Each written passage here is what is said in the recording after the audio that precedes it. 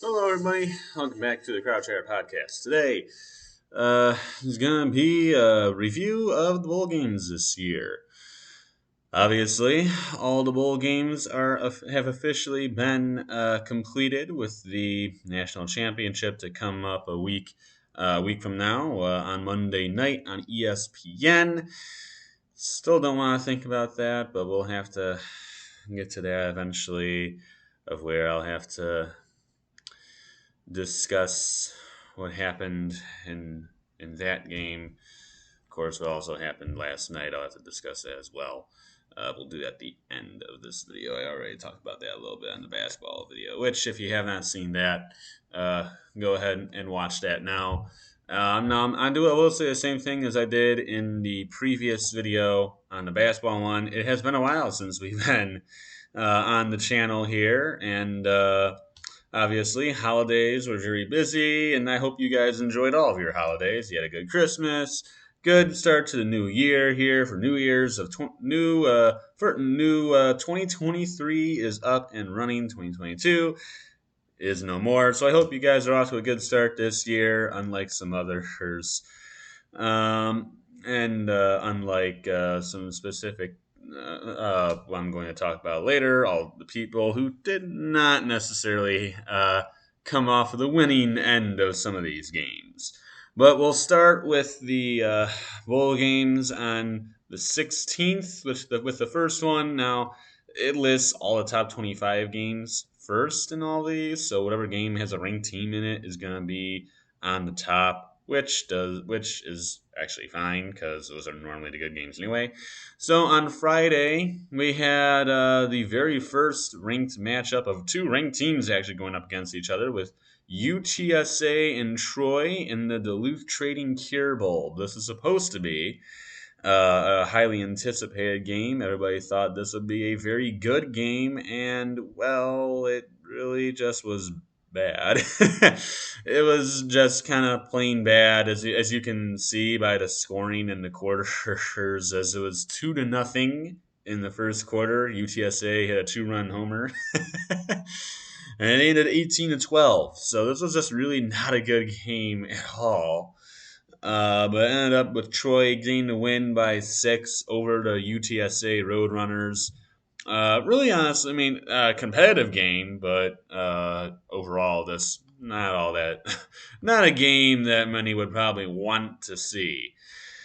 And then we have the Bahamas Bowl. I'm not going to go with what was before that. And Hometown Lenders, Bahamas Bowl, whatever. UTSA in Miami, Ohio. Or not UTSA, UAB in Miami, Ohio. UAB getting a 4-point win there over the Red Hawks. I believe the Red Hawks. I believe that's right. But mostly everyone, I think a majority of people expected uh, for UAB to get the win there. No one expected this one. Oregon State with an absolute wipeout over the Florida Gators, 30-3 in the Las Vegas Bowl.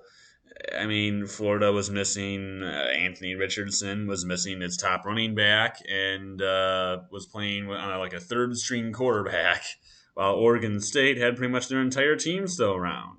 So that's not really a surprise, I think, to anybody. And then and now Oregon State with Oregon State and Oregon bringing a new rivalry within the Civil War rivalry itself, with Oregon State getting DJ Uyagale transfer from Clemson, and then his younger brother committing to the Oregon Ducks. So both teams will have a DJ. Well, not DJ. Both teams will have a Uyagale on their team. So a new rivalry there. That'll be interesting for sure. But Oregon State, really good season. 10 wins for the first time in a while. Really good season for the Oregon State Beavers. Next, we have Cincinnati and Louisville.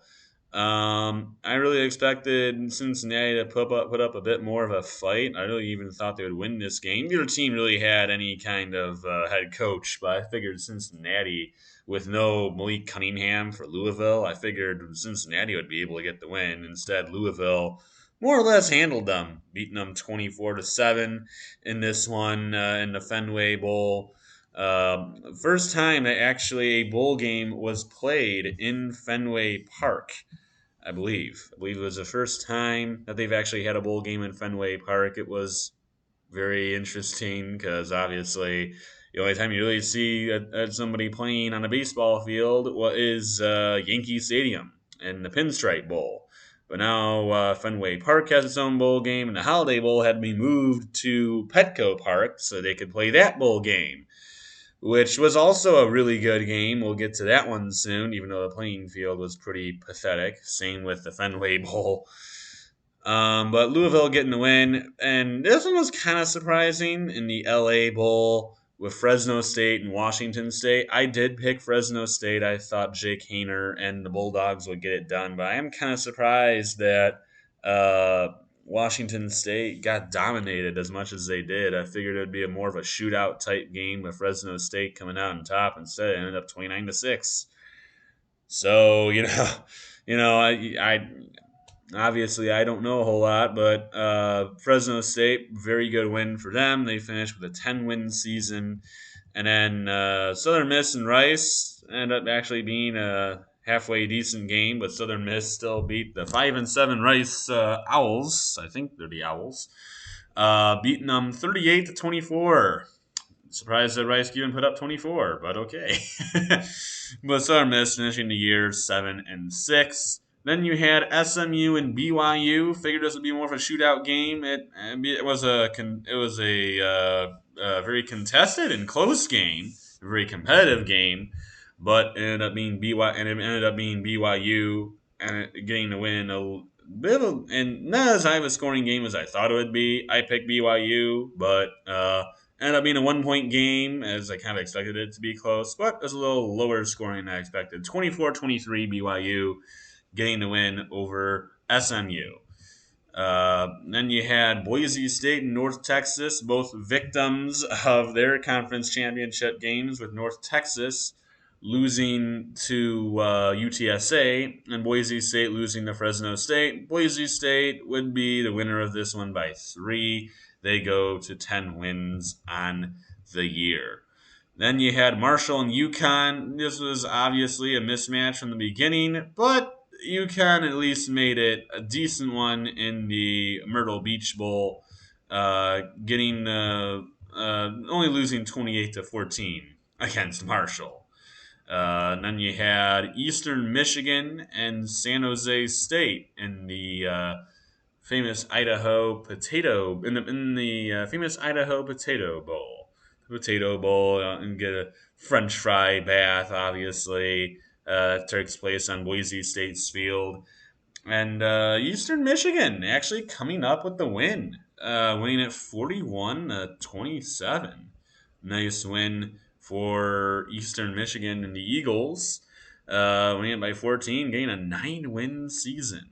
Can't remember the last time Eastern Michigan had 9 wins in a year. Really impressive.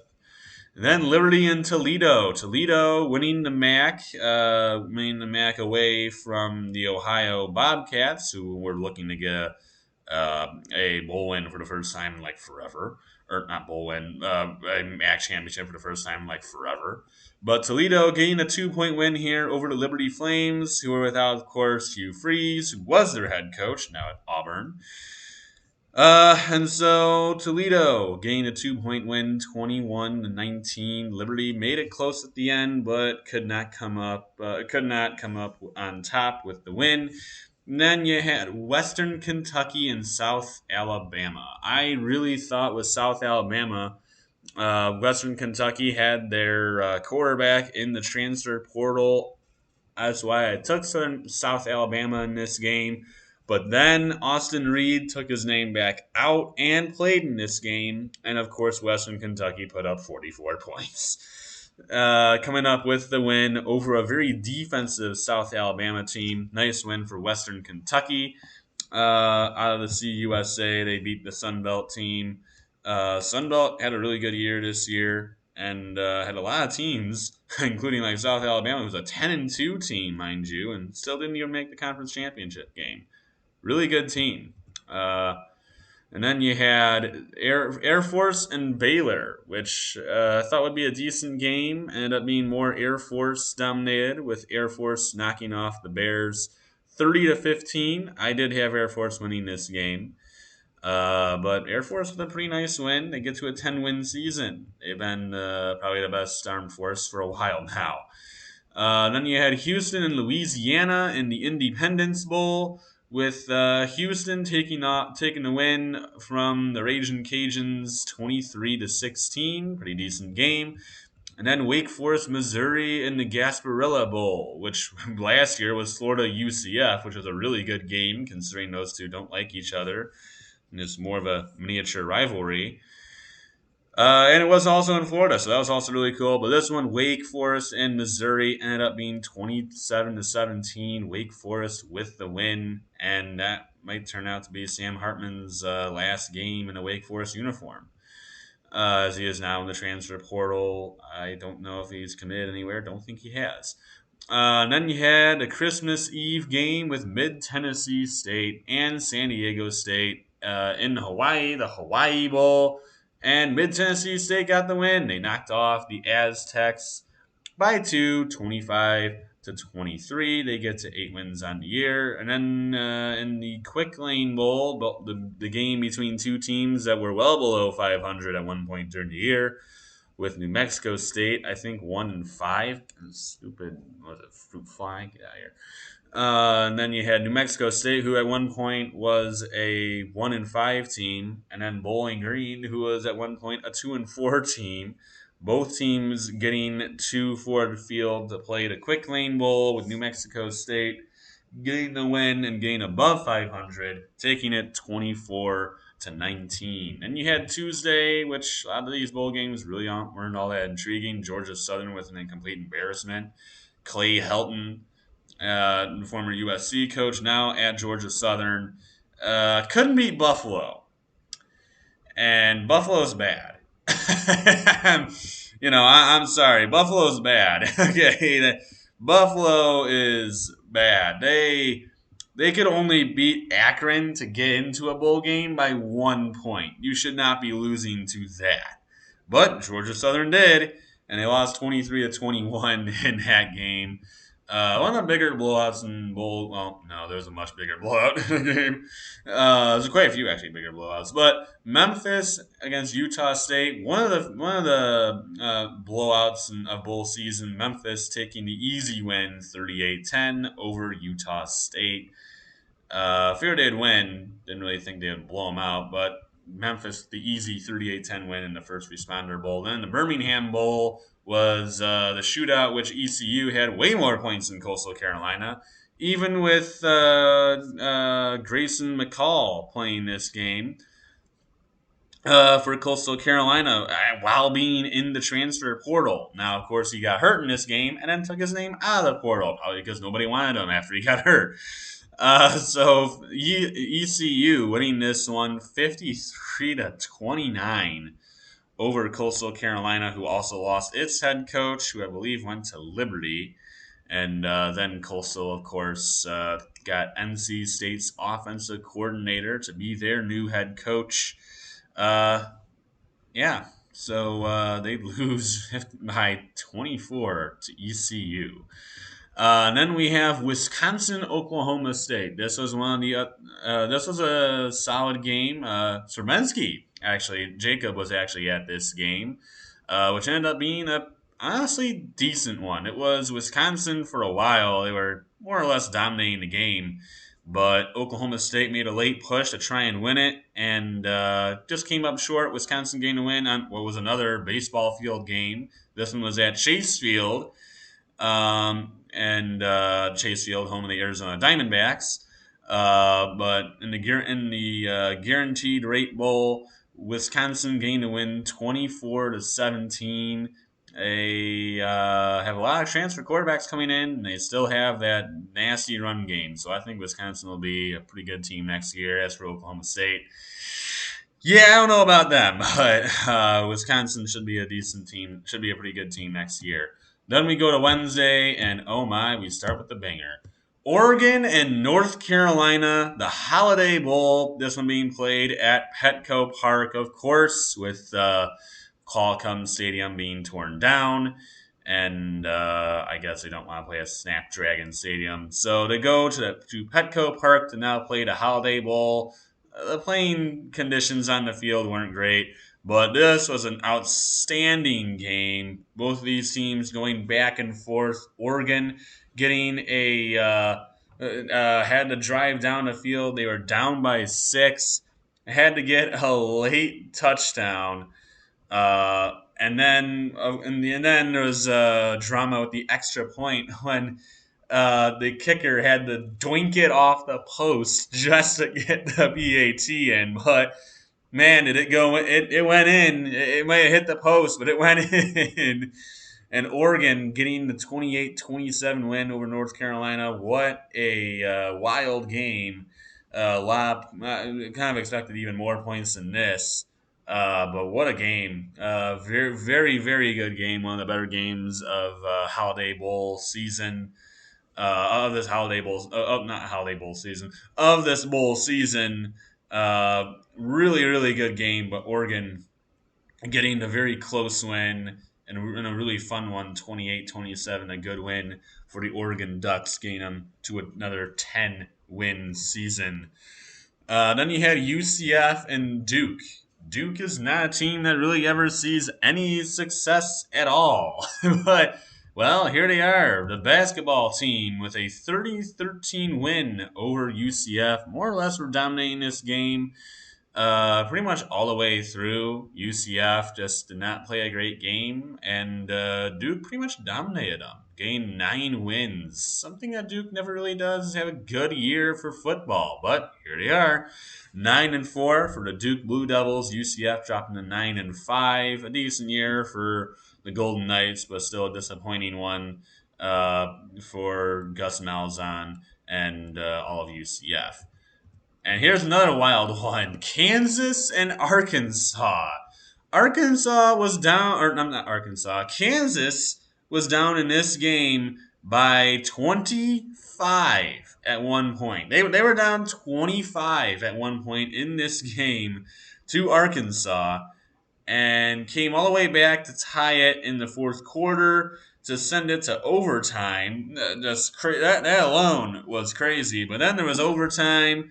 Obviously, both teams going back and forth. They took it the triple overtime. Kansas would have had it with Jason Bean throwing it, and he just lofted it well over the receiver's head, which gave Arkansas a 55-53 win in the Liberty Bowl, which was a very entertaining Liberty Bowl. Really, really fun game. Kansas, for the first time in a bowl game in like forever, actually had a decent year. Of course, their season got derailed when Jalen Daniels got hurt, which kind of did not help things at all for Kansas. But what a game in Arkansas, winning in triple overtime, 55-53. Still think the overtime rules are stupid, but Arkansas with the win.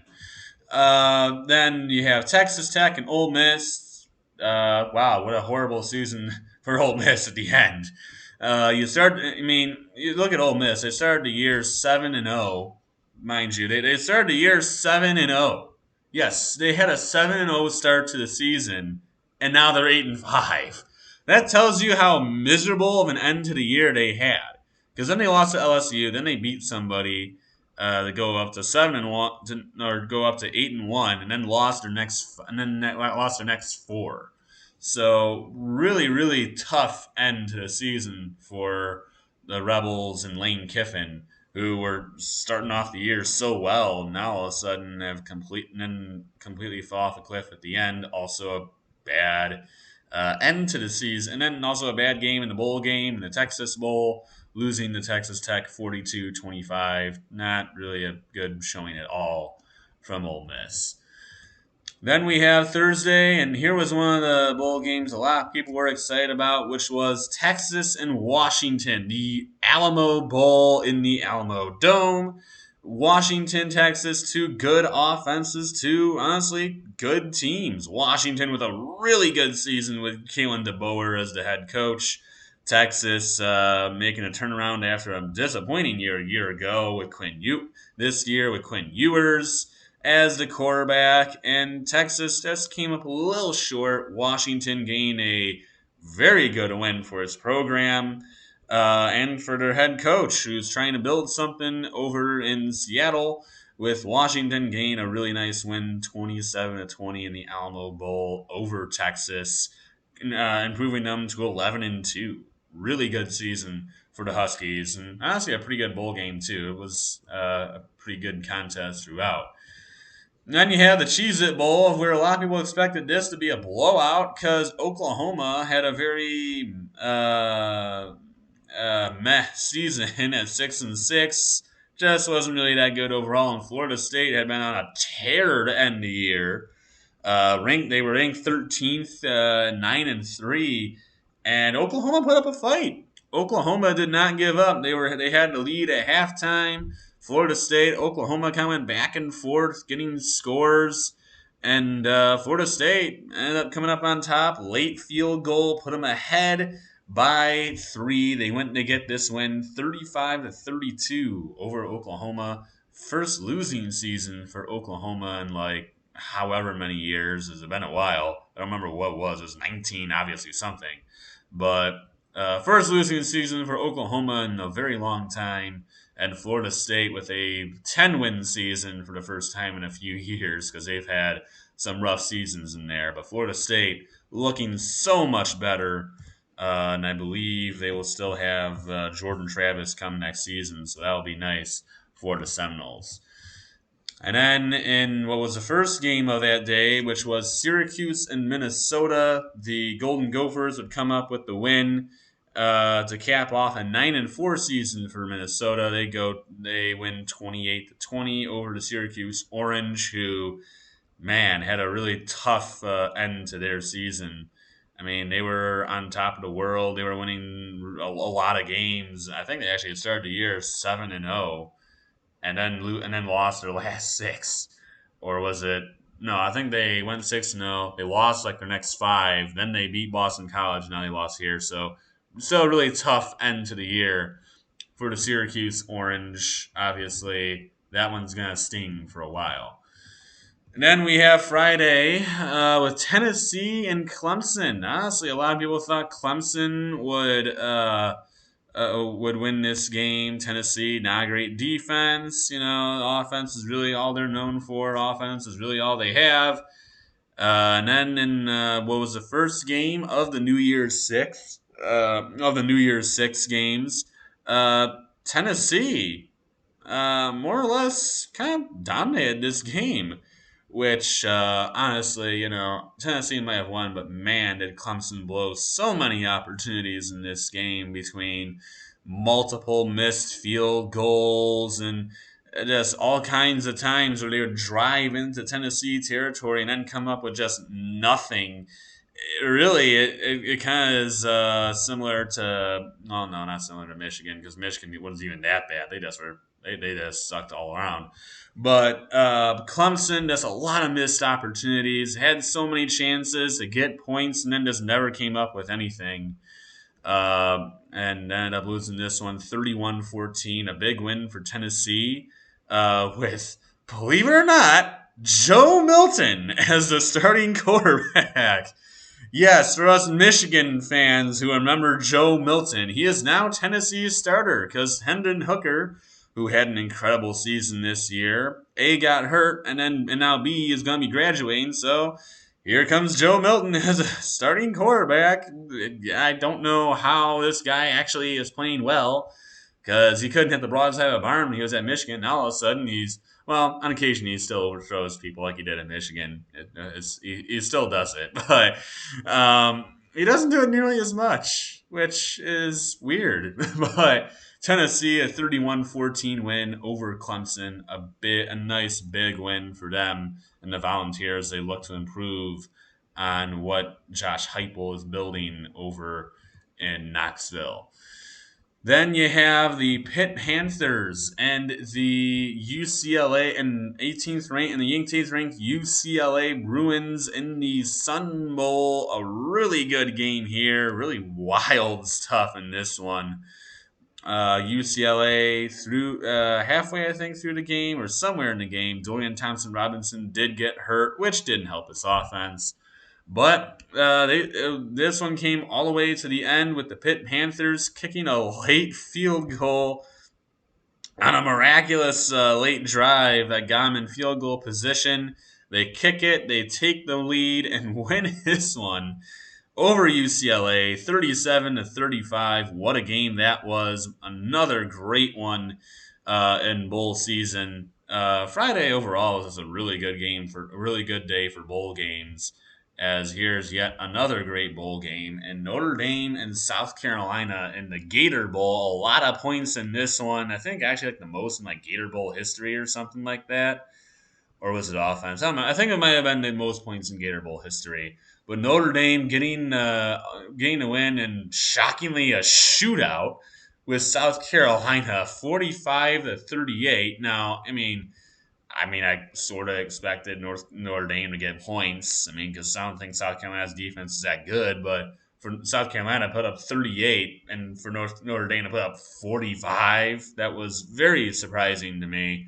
But good win for Notre Dame. Good win for first-year head coach. Well, yeah, first-year head coach Marcus Freeman. And South Carolina, Coach Beamer and company will look to start off next year on a good note. Forget his first name. And then in the first game of that day, we had Maryland and NC State. NC State was the ranked team here, but no Devin Leary as he was transferring to Kentucky. So they had another uh,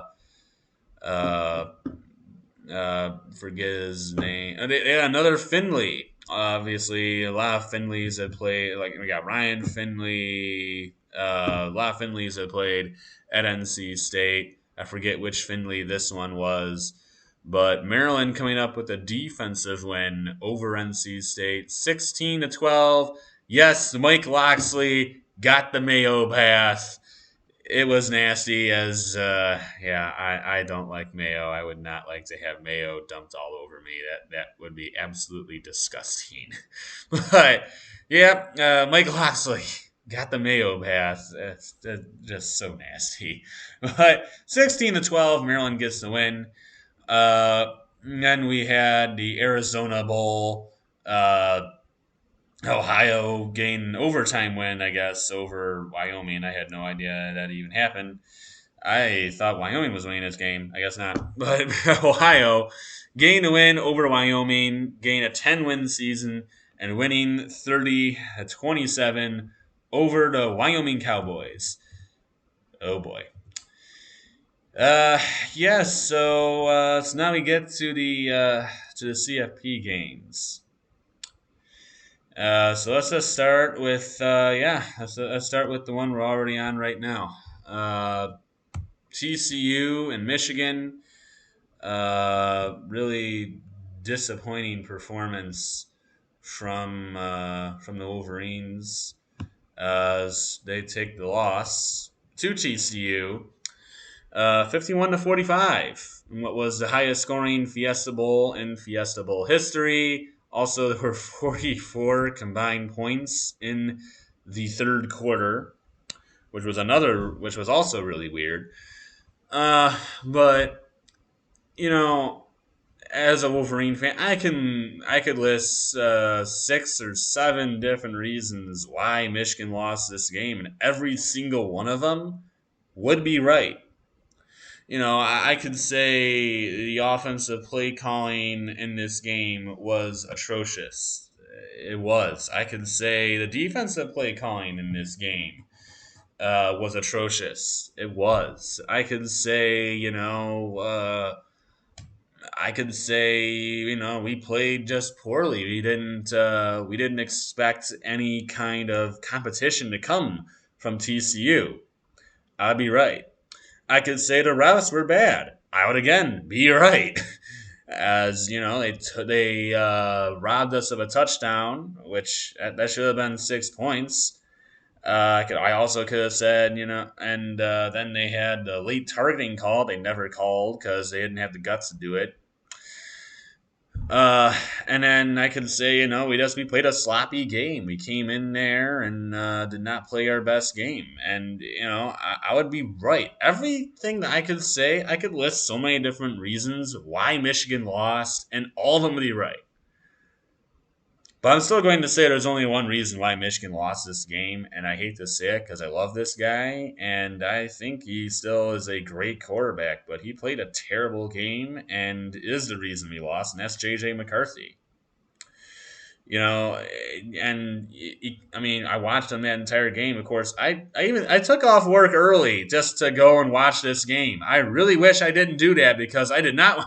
That was not the type of game I was looking forward to seeing. Honestly, if I knew that was going to happen, I would have stayed at work and not even bothered. But TCU, Michigan, JJ McCarthy, he just kept trying to throw balls into windows that weren't there. I mean, he kept trying to force stuff. And in the biggest game of the season, you can't do that. You got to take what the defense is giving you. And he keeps trying to make that big play that isn't there. Or just trying to put a ball into somewhere that it can't go. And you can say maybe he's a little cocky too, which yeah, he is. He said even when they were losing by what was it, 13 or something like that, that hey, we're gonna win this game. So he talked to his family and said, hey, we're gonna win this game. And then TCU immediately got like a 70-yard touchdown. So or no, he threw a pick six. That's right. So really, it was a bad game for him. He kept throwing bad balls. He kept throwing balls into windows that weren't there. Like I said, weren't there. He kept trying to force passes.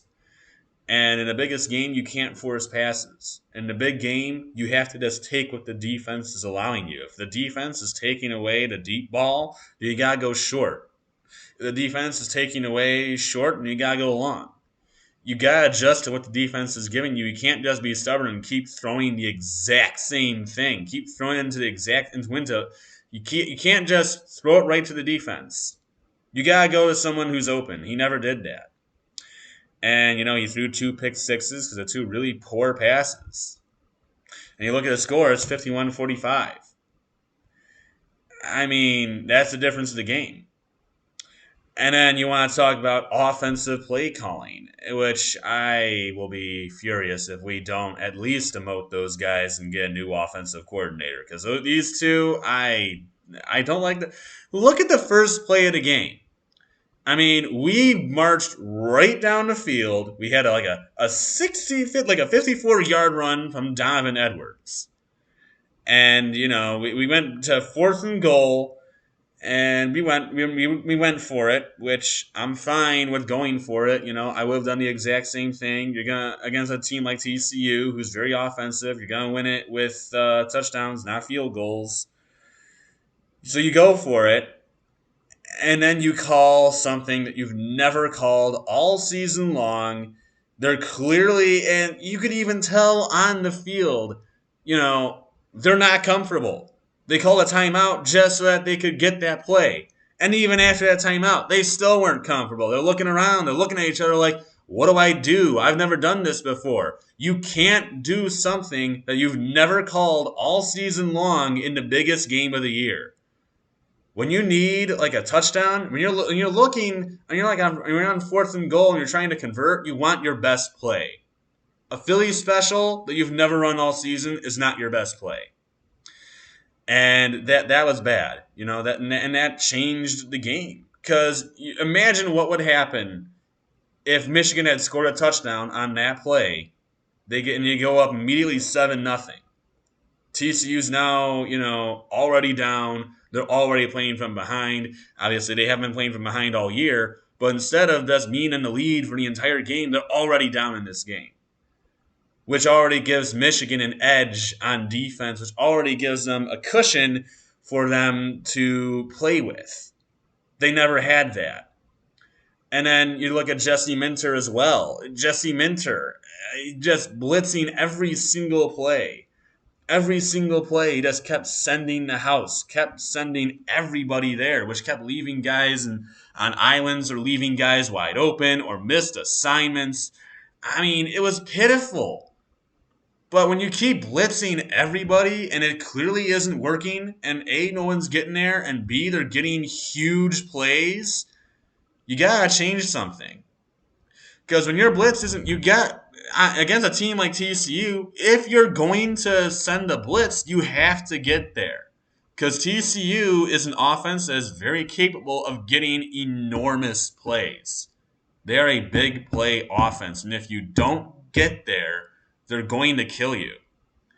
And he kept blitzing. We could not get there ever, and he just pitched it around and kept getting easy passes for easy touchdowns. And he never went away from it. He just kept calling the same thing. And I look at that and I go, "What are you doing?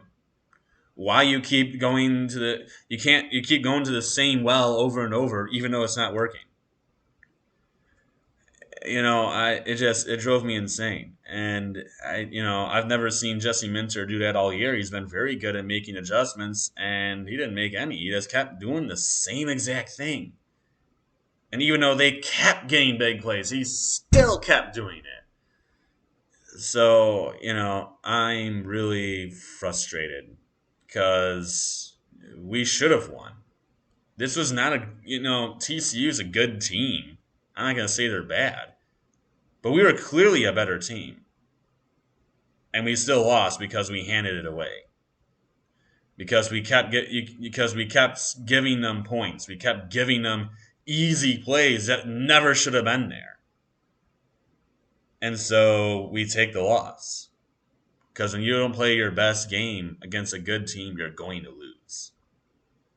So as frustrating as this is exactly what Michigan deserved. And that's all I have to say about them.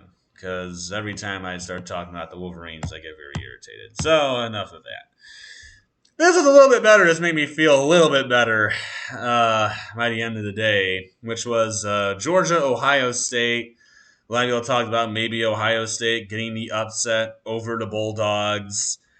And it really looked like that for a while. I got irritated because I really just did not want to see Ohio State in the championship game playing TCU. I really did not want to see that. I didn't know. Because Georgia got the win by 1. Barely. But they got the win by 1. They got a late touchdown, took the lead by 1 over Ohio State. Very shocking that this game ended up being as offensive as it was. And fun fact about the field goal by Noah Ruggles, the Ohio State kicker who completely shanks the kick that would have won the game. When that ball dropped on when that ball on that field goal, when he kicked it, when it hit the ground, it turned to 2023. Which is weird to say, but which is just a weird stat, but it's still funny that the minute that ball hit the ground, 2023 began. Anyways, Georgia with the 1-point win, and that will be your championship game. Georgia versus TCU. Honestly, if we had even beaten TCU, I would not have watched us play Georgia because we would be destroyed. Of course, TCU's also going to get destroyed. Now, people might say, well, they were underdog against Michigan. Georgia's not going to play like Michigan. Let's just get that clear. Georgia's not going to do what Michigan did against TCU. They're actually going to play a good game. They're actually going to come out and, play good football. And a team that actually has a good defense that'll play good football is going to blow the crap out of TCU. That's all I got to say. This was the first New Year's 6 game, though, on that day, which was Alabama and Kansas State. Kansas State had an early lead. It looked like maybe they could put up a fight against the Crimson Tide, but after Kansas State led early for a little bit, it didn't last long. After a 10-0 start for Kansas State, Georgia would go, or Alabama would go on a 45-10 run, blowing the crap out of them, 45-20. Not surprised. Figured this would happen. I figured maybe Kansas State would make it close for just a little bit, make people wonder, hey, maybe Kansas State has a chance, and then it would just go sideways. And that's what would happen. So, Alabama with the easy win. And then you had the other game that nobody cared about on this day, which was the Music City Bowl of Iowa and Kentucky, which was actually a rematch from last year's bowl game between these two, of which Kentucky won. In this game, neither team had a quarterback. Both teams' quarterbacks weren't playing. Spencer Petras was hurt. Iowa also didn't have their second string quarterback as he is transferring. As for Kentucky, their quarterback is going to the NFL. So nobody had a quarterback. And you see 21 points in the second quarter. Outside of those 21 points in the second quarter, there wasn't a single other score in the game. So, yeah, that was it. So really disappointing performance, but yeah, Iowa wins 21-0 in a really boring Music City Bowl. And then we had a really eventful Rose Bowl game between Penn State and Utah. Utah in the Rose Bowl for only the second time in their history, but also the second time in a row, being Pac-12 champions twice in a row and blowing my team's chances. And because I drafted Oregon and then drafted USC, but blowing both of them as Pac-12 champions, and then as USC as a college football playoff team, which really pissed me off.